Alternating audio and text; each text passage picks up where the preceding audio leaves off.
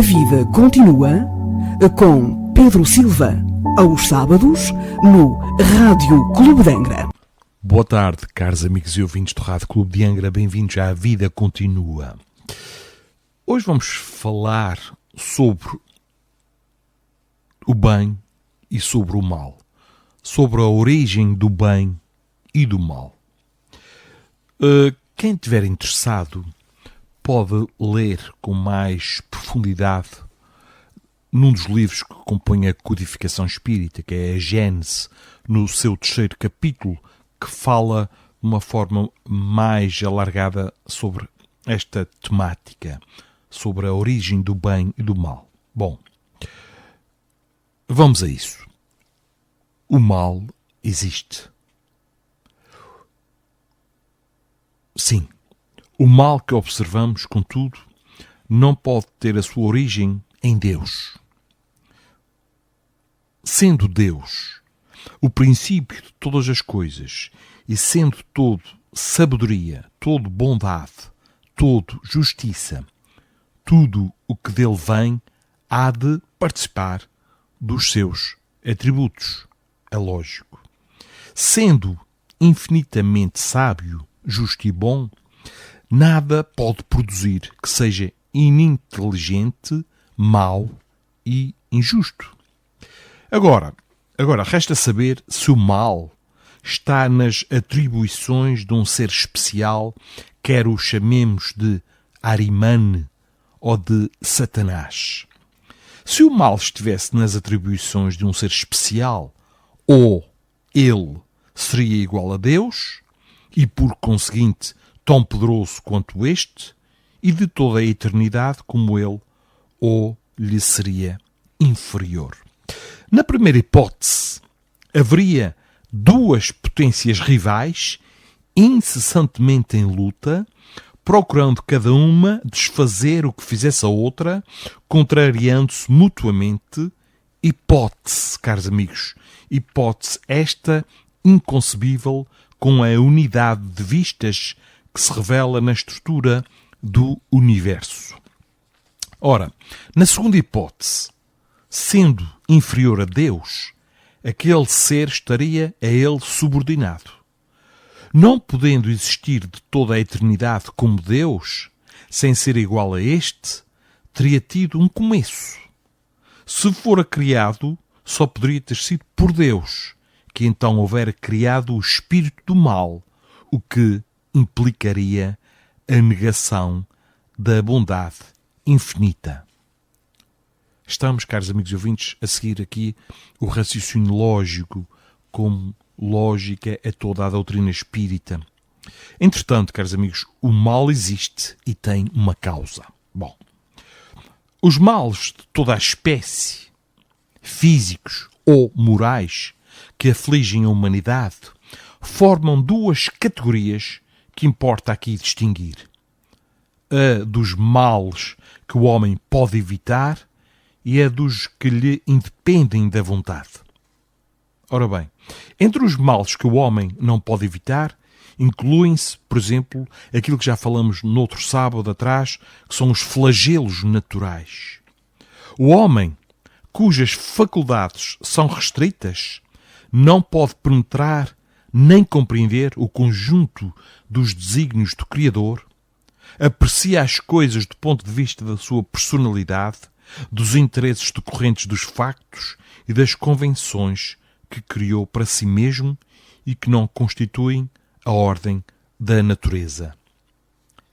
Por isso é que muitas vezes lhe parece mau e injusto aquilo que consideraria justo o admirável se lhe conhecesse a causa, o objetivo, o resultado definitivo. Pesquisando a razão de ser e a utilidade de cada coisa, verificará que tudo traz a marca da sabedoria, mesmo com relação ao que lhe não seja compreensível. Bom, o homem recebeu uma inteligência com cujo auxílio lhe é possível afastar, anular ou pelo menos atenuar os efeitos de todos estes flagelos naturais. E quanto mais souber ele, mais adquire e mais se adianta em civilização, e tanto menos desastrosos se tornam os flagelos.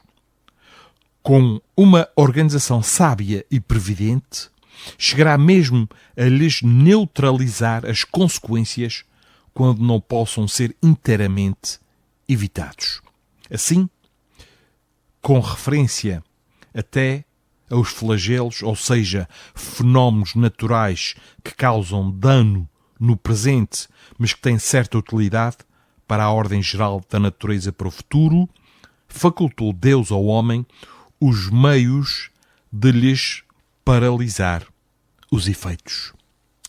Assim é que ele saneia as regiões insalubres, imuniza contra a proliferação das doenças, fertiliza terras áridas e se esforça por preservá-las das inundações, constrói habitações mais salubres, mais sólidas para resistirem aos ventos tão necessários à purificação da atmosfera e se coloca ao abrigo das intempéries. É assim, caros amigos ouvintes, é assim finalmente que, pouco a pouco, a necessidade lhe fez criar as ciências por meio das quais melhora as condições de habitabilidade do globo e aumenta o seu próprio bem-estar. Tendo o homem que progredir, os males a que se acha exposto são um estimulante para o exercício da sua inteligência, de todas as suas faculdades físicas e morais, incitando-o a procurar os meios de evitá-los. Se ele nada houvesse de temer, nenhuma necessidade o induziria a procurar o melhor. O espírito se lhe entorpeceria na inatividade, nada inventaria, nem descobriria. A dor, caros amigos ouvintes, a dor que muitas vezes a maldizemos, é o aguilhão que nos impele para a frente na senda do progresso. Logo, tem uma utilidade. Dor essa que nós próprios criamos, mas que, ao mesmo tempo, serve de remédio. Deus, em toda a parte, coloca o remédio ao lado do mal. Porém, os males mais numerosos são os que o homem cria. Os males mais numerosos são os que o homem cria pelos seus vícios, são os que provêm do seu orgulho, do seu egoísmo e da sua ambição, da sua cupidez, dos seus excessos em tudo. Aí a causa das guerras e das calamidades que estas acarretam, das discórdias, das injustiças, da opressão do fraco pelo forte, da maior parte, afinal, das enfermidades, das doenças. As leis de Deus, caros amigos, são plenas de sabedoria, tendo por único objetivo o bem. E em si mesmo encontra o homem tudo o que lhe é necessário para cumpri-las. A consciência lhe traça a rota, a lei divina lhe está gravada no coração, e ao demais Deus lhe lembra constantemente, por intermédio dos seus messias, dos profetas de outrora e de todos aqueles espíritos que cá estão conosco, que nada mais são que outros homens em maior grau de adiantamento moral, que trazem a missão de nos esclarecer, moralizar e melhorar, e nestes últimos tempos, pela multidão dos espíritos do plano espiritual que se manifestam em toda a parte. Quantos já não vieram e se instalaram aqui? Tivemos Buda, tivemos Gandhi, Madre Teresa, Martin Luther King e muitos, muitos outros, nas mais variadas áreas do conhecimento. Se o homem se conformasse rigorosamente com as leis divinas, não há que duvidar de que se pouparia aos mais agudos males e viveria ditoso na terra. Se assim não procede, é por virtude do seu livre-arbítrio, sofre, então, as consequências do seu proceder. Entretanto, caros amigos, Deus, todo bondade, pôs o remédio ao lado do mal, isto é, faz que do próprio mal saia um remédio. Isto é espetacular. A vida é uma bênção incrível. Chega um momento em que o excesso do mal moral se torna intolerável e impõe ao homem a necessidade de mudar de vida.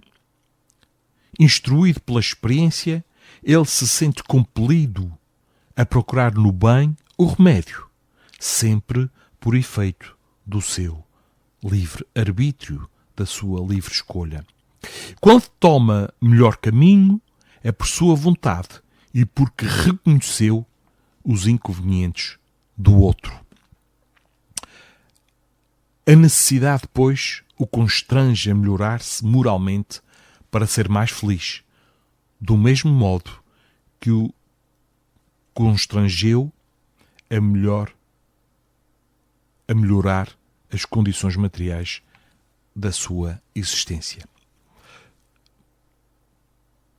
Pode-se dizer, podemos afirmar, que o mal é a ausência do bem, como o frio é a ausência do calor.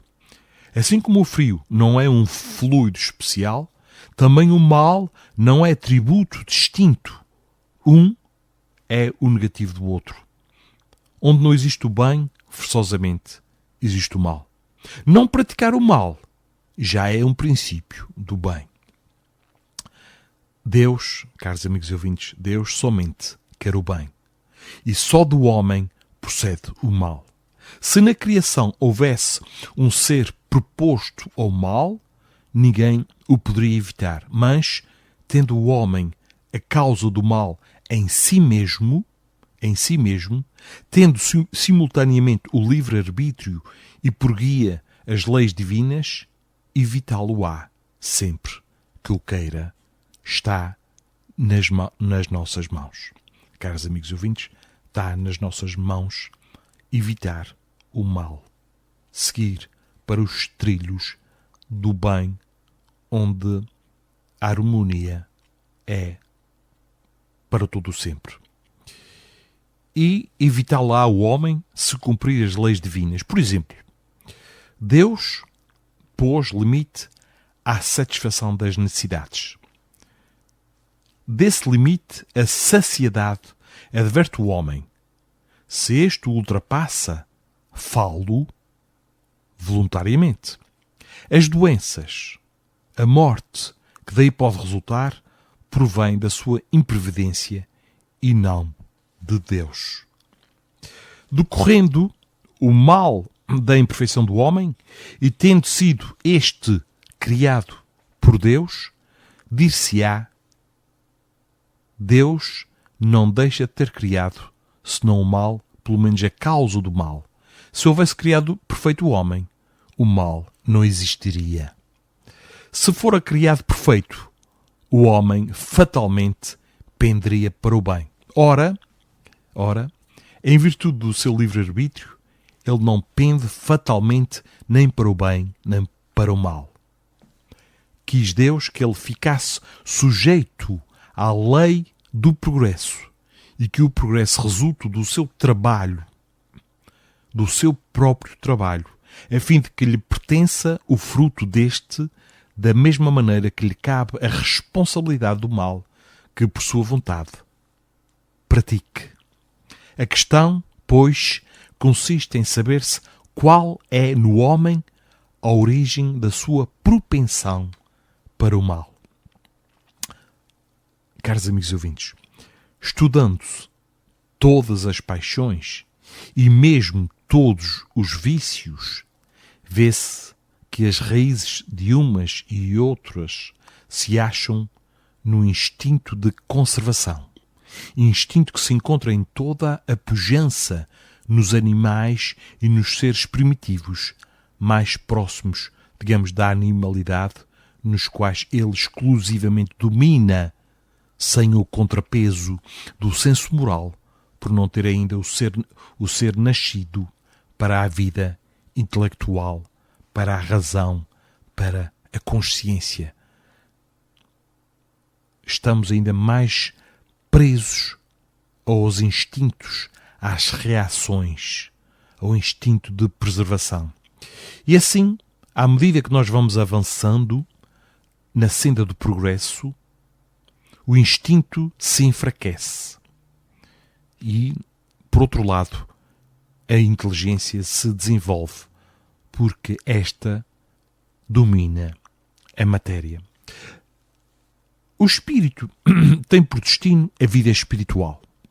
Porém, nas primeiras fases da sua existência corpórea, somente a exigências materiais lhe cumpre satisfazer e, para tal, o exercício das paixões constitui uma necessidade para o efeito da conservação da espécie e dos indivíduos, materialmente falando.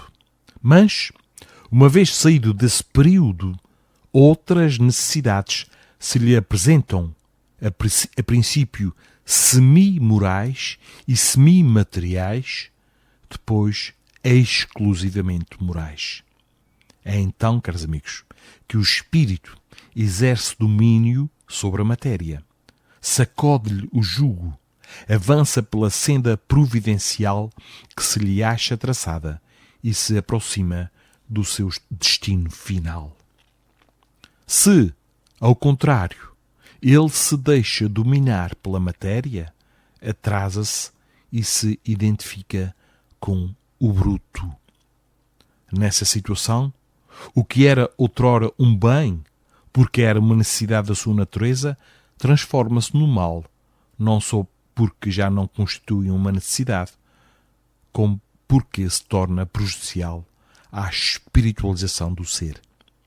Muita coisa que é qualidade na criança torna-se defeito no adulto. O mal é, pois, relativo e a responsabilidade é proporcionada ao grau de adiantamento.